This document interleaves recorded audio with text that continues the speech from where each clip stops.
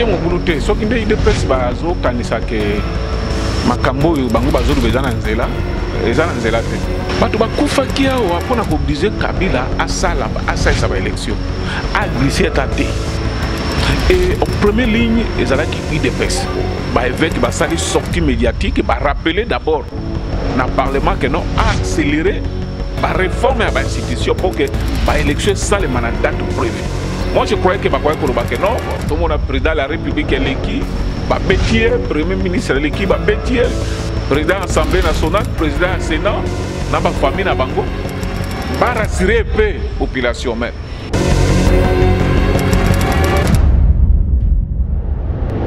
Bon, bon, soba ebolandaka Vision Plus pambate ezali chaîne oyo et même la cabine d'information sur bon mokola lelo to me bon moko ya ba président ba IMLC a ko se présenter webikeli kama mne uti ko na République démocratique du Congo to uti bongo ko bungisa mutu monene député na kombo to malo kondo azongisa ki mulime pa kolonza me uta mokola lobby étant que président MLC pas ali membre ya Équateur to me kampo beta di solwana na ko beta sous makamoteli politique ya République démocratique du Congo. Mbote na Mbote maman mopanzi sango. Président bato ba Hollanda yo partout balingi ba yeba kombo na yo soko zali président ya parti politique nini ya jeunesse nini. Merci beaucoup na ngana bongisa muke MLC za na président moko kombo na yebemba. Ngai kombo na ngai René Bonganga nazali président structure spécialisée au ba bengango les bembistes. Donc nazali président national na yango. Bato ba ebi les bembistes étaient ba kezali structure spécialisée aux ans à MLC mais tous en autonomie na biso voilà donc so bato balinga bangana lobinami se présenter je suis monsieur René Bonganga acteur politique et président structure spécialisée ba bengi les bembistes. Président toto zali kama munene toto mona bongo député national Thomas Lokonda uti bongo kotika biso étant que yo parce que ya équipe moko ba Équateur tango yo kisangwana isala ki ondengeni. Merci beaucoup, madame. Je pense que déjà passé na mutema mawa parce que nazali moi grand Équateur. Tozali naie province moko. Ezali passé na mutema ezali mawa et surtout état que acteur politique article biso ba devoir rebeller. OK, servir biso comme modèle.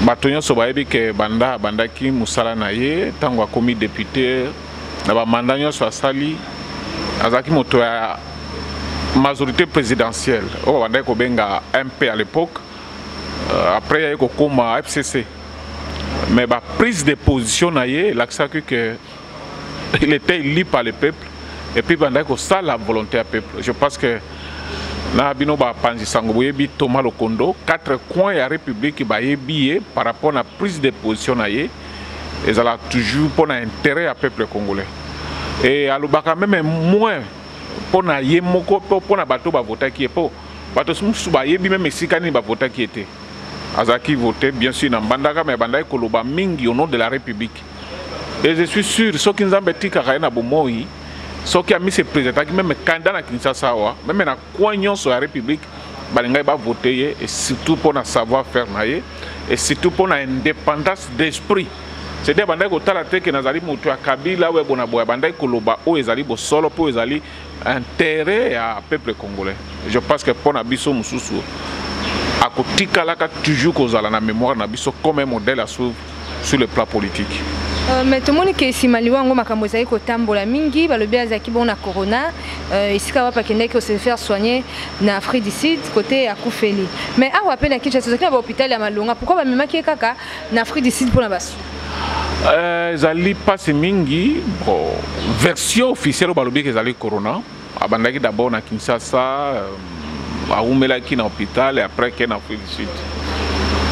Mais nungu ezangaka nungu ezali kobima et puis boyebaki ba prise de position na ye oyo azalaki parfaitement commun encore avec sa famille politique notamment azalaki allié à Palou bazaki bango tout na FCC mais azalaki considéré comme un non aligné c'est-à-dire hier bandai kotala intérêt à la population. Est-ce que makambo ezobima ezali solo pour makambo nini balobi tozomona lokola biso na yo na ba réseaux sociaux communication moko boye ya ndeko moko oyo koyeba kombo nango kombo na esima balobi ke bapesaki émission moko boye po asala ye mabe et tout ça atikaki awa alandaki ye na Afrique du Sud et tout ça bon tokosenga même que no ba enquête et salema bien que toyebi ke ba enquête na mboko yo ata ba bandi et si la katétique la toujours que des poissons comme ça mais on ne peut pas continuer toujours comme ça ba to ba kufaka et tout ça et puis bon je ne sais pas pour nous les autres ça a été imprudence pour la continuer en Afrique du Sud pour tout le monde que mboka en Afrique du Sud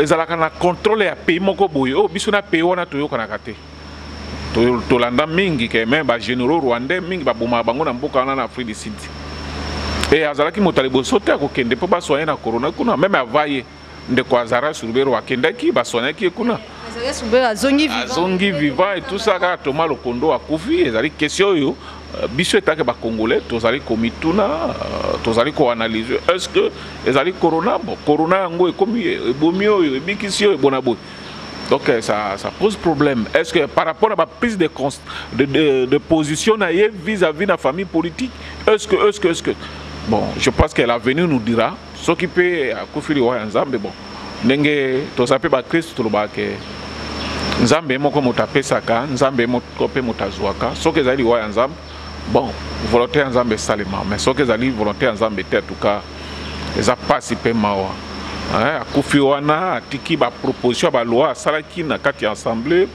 ça fait très mal l'état originel il y a grand Équateur ça choque un peu voilà lisusu tomonaki Mikolo Mileki ministre de la santé bapesi bongo communiqué vaccin ya corona esi eyaki kasi balobi bakobanda kopesa ngo ba minganga en plus bato baza mikolo biso na Kinshasa modèle tozotambola tondimi te corona ezali po cache ne bayimbo comme ça balataka te sikoyo nakoyela biso vaccin wana toya kozwa ngo vaccin na jour comme biso ba problème te na vie. Madame, sincèrement, depuis début à maladie, j'ai été toujours sceptique. Il y a makambo, il y a Covid-19 et pas nabiso. D'abord, gestion na yango, il y a crise wana ezali une gestion douteuse.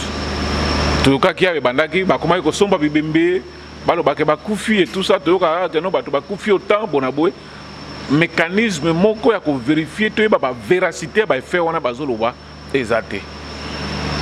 Est-ce que le vaccin est outil na mboka nini banani basalaki ba espero ya biso nécessairement na mboka mususu batala ba juger yango ke no ezali bien ezali bonabo ezate deuxième komoko batindeli biso kaka tondimi pe bapesa bato donc na balobaka na poto que c'est copie coller mais na mboka wana ngana utai kolanda président ya République française Macron il doute même na efficacité ya ba vaccin wana.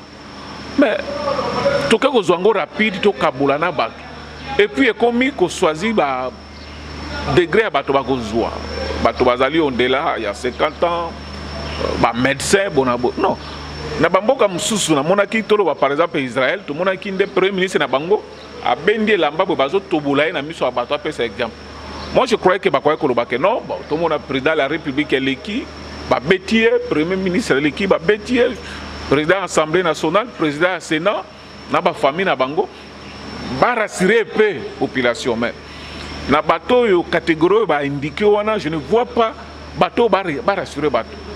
Moi je vois aussi que vaccin wana je ne pense pas que c'est obligatoire parce que jusque là et donc il a sabiso ka que non bateau bazo kufa na corona ezate. To ka ka bibimbe autant bonabo. Bino pe ba journaliste besoin d'été pour beaucoup qui est à l'hôpital, bon, hôpital Songolo, bande maladie et bandi, bino bungisi bato combien? Pose la cabiso par rapport on a tout comparé na o bazolo bisabino. Bino pe ba journaliste, bon, besoin que c'est qu'à lokola biso mais moi je suis chrétien, na moni que nzambe ne moto abattre la cabiso, mais pour que na kende na tuti kanzo tunangai ba to bolangona non. En tout cas, nous avons garanti mon côté. Mais président, ngai nazo banza parce que le lobby est comme obligatoire, le lobby bongo avant bima libanda mboka. Okozwa vaccin olinga te mais avant voyager ce va proposer le bongo président olingo kende na yo neti mikila poto ke no vacances mais avant bimozo vaccin est-ce que koboya parce que non je pense que biloko wana ba koloba parlement na biso discuter te et voter loi mon côté. Et puis surtout balobi que catégorie à bateau bako zoango et yebani bateau baza au-delà de 50 ans. Ngana ko kina 50 ans tena que nous zoango pourquoi? Ba obligé ngana zoango pourquoi? Pour bango moko ba accepter nga kina ko zala wana te. Bongo siko bako obligé ngo sur base de quoi? Tu vois? C'est il y a une confusion. Il y a une confusion. Au monde wapi maladie on a ba vaccin ya ka posoki ba betio yango c'est dit maladie on a ko zoayote. Mais ce qui va petit, il faut te protéger toujours, tout la taka, cachiner et tout ça. Du moins, tu se protéger parce que maladie, les vaccins les protégés, ils sont contre cette maladie. Mais on nous donne ces vaccins-là, mais tout garder toujours à mesure. C'est comme si les gens étaient de mon côté. Et surtout, que madame, le gouvernement sont bien. Bapesi yango n'époque na ba contribution to futa kana misala na biso baba na ko futa bato basale lokwana. Donc quelque part aux hommes na ezalo ko la escroquerie moko boy. Hein? Soki ba vaccin musu to vaccin o ezali pona polio bona bona boy. Ba beta ka ba vaccin na poke no maladie wana ezo bato na te. Ndenge biso to yebi pe to tang na classe eza bongo. Mais vaccin ni ba ko pesa pona corona, mais o banga pe que corona ezo ayo lisusu. Alors ça sert à rien. On a mis que les musulmans sont pas au vaccin, bah péki si gola ta cachinete. Mais ah bah le biso ba péki aux accords obligés la ta cachinete. Donc qui s'engo. Même na mikiliwana, madame, même na mikiliwana. Je pense que bon, nzambe pe asungaka, depuis maladie et bimi, moi j'ai effectué des déplacements. Na bato mususu pe accueilli, a vu vaccin mais comme l'aéroport ba sali check up. Pour pas ba soka za na yango pas. Mais or, ce qu'on l'accident d'hospital que Nazaki vaccin, on l'excelle facilement. Mais vous arrivez à l'aéroport, vous conditionnez au salam check-up. Donc ça pose un problème très sérieux. Notre gouvernement est allé trop vite. Il fallait avoir le temps pour analyser tout et tout ça. Car on a une copie collée. France va saliboyer, Belgique va saliboyer, ça pose un problème. Donc il ne fallait pas arriver d'abord à rassurer les Congolais que réellement cette maladie existe. Mais à ce qui concerne notre cas ici, il y a des journalistes qui disent bon, Balobi Ezali est un dimarak, mais la preuve palpable est exact. Tout le bakondo, Kulutunanga, oh, Akufina Yango, bon, la révélation troublante est que non. Mutumoko abande ko sora mutango nani on so baka mutumoto ye bapi comment mutango alobi o message alobi ni nana sidaki mais là nous certains partis que quand on kate que so ka zo réclamer nini a sali mission ba sala ki atangi kombo bona bozo tala et bani il paraît même que a porté plainte contre Koni ozomon biso tozo ningande que afunda moto yo abimisi message wana que ba ken na ba réseaux sociaux ba vérifier message wana za on tatique ou pas, c'est ce qu'on attend. C'est totalement bien ça en corona té ezali kamsusu. Oh maman. Na yo yoka bato ba osomba bibembeo mutakufi ba yeba sombe bibembeo ba lobakeza corona. Eza histoire de bosote na mboka na biso yebi yango. Hein, aux journalistes cause même na archive wana je pense. Donc ezali kamoko ko bombarder, ça pose un problème pour tous à la convaincu que corona eza. Ça c'est sûr. Ouais. Motuna nga mususu etali bongo makambo tele élection. Tango basango bakendaki kuna kokutana samba balobaki na etali élection kasi tomoni batu mingi bazali koloba tomoni bato IDPS ba réclamer bien avant tout ça la élection il faut recensement ba congolais donc était un peu mobulu ko exception ni likambo tie mobulu te soki nde IDPS bazo kanisa ke makambo yo bango bazo bezana nzela ezana nzela te mama tozonga mwa sima bato bakufaki awa mpona kooblige Kabila asala ba élection a glissé tâté. Et en première ligne, ils allaient qui IDPS. IDPS slogan de tout l'État, ils allaient État de droit. État de droit, c'est-à-dire respecter les lois du pays. Qu'on respecte mandat. C'est la constitution de chef de l'État, il faut ça là. Mandat encore renouvelable une fois 5 ans. C'est-à-dire après mandat encore tout ça, il y a élection. Mais ils ont État de droit, ils allaient respecter de la loi.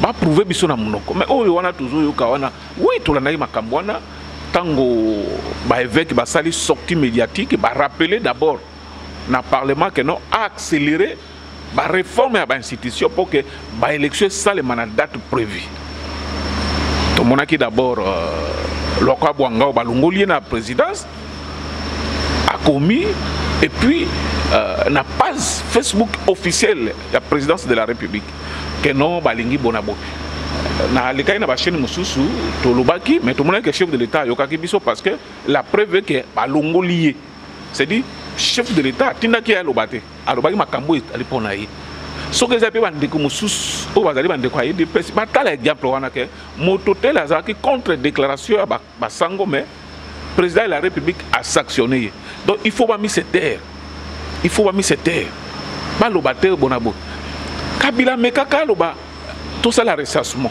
atiaka même moto pour passer la ressassement biso na UDPS tout demande nzela to marcha kati bongo le londe bango ba ya lisusu et loko ba boya ki lobi le loba lingango non c'est pas sérieux je pense que bazo perdre de ta pamba musala ku de Félix ezali wana que Félix a respecté mi be kwa mboka vous savez que nous moi je suis du MLC tous en union sacrée vision union sacrée za te ko reporter ba élection une vision union sacrée zali que ba élection est seulement na délai prévu par la loi c'est-à-dire ata ba sali ndenge nini ba pangusi yango dongo que glissement ezala tuka ko ça pas même 48 heures donc ba élection est seulement na date ezali convenu toko banga nini tozali bato yo peuple elingi biso tozali bato union sacrée bon ce qui to komi ko banga to komi bato FCC je pense que bon ce n'est pas la vision du chef de l'État.